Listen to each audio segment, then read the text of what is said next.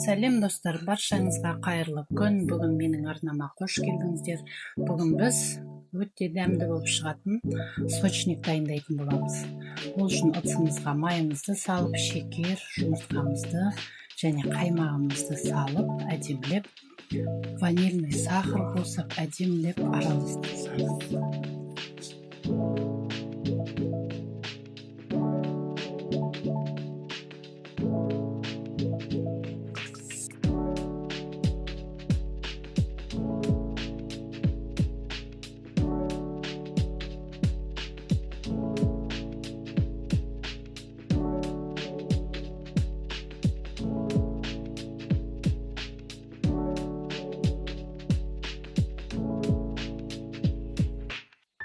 Әдемілеп араластырып алғаннан кейін ұнымызға разрыхитель салып, ұнымызды жаймен біртіндеп салып отырып, әдемі жұмсақ қамыр илейтін боламыз.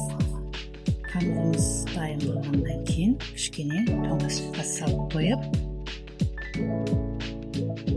тоңазытқышқа салып қойғаннан кейін салмасын дайындауға кірісеміз.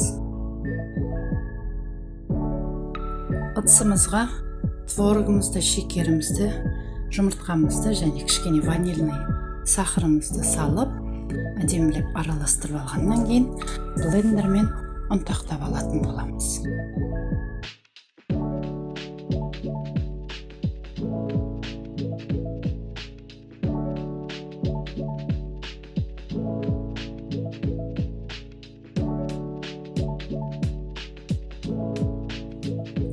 Енді тоңазытқыштағы қамырымызды алып, әдемілеп орташа қалыңдықта жайып, осылай кесенің болмаса стақанның көмегімен домалатып алып, сочниктерімізді жасауға кірісетін боламыз.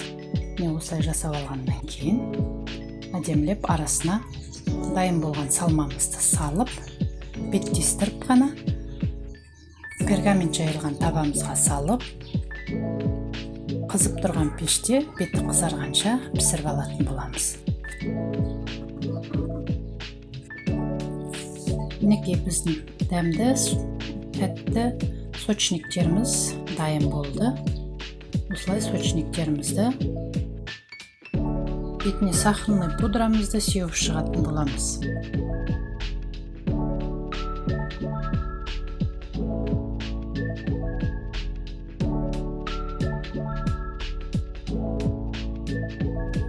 Сочниктің рецептерін төменде описанияға жазып кететін болам. Сіздер де жасап көріңіздер, өте керемет дәмді әрі жұмсақ болып шығатын. Бұл сочниктер аузыңыздан дәмі кетпейтін болады.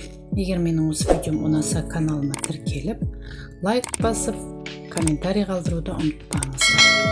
Алда көптеген қызықты видеолармен бөлісіп отыратын боламын. Баршаңызға берекелі ас болсын.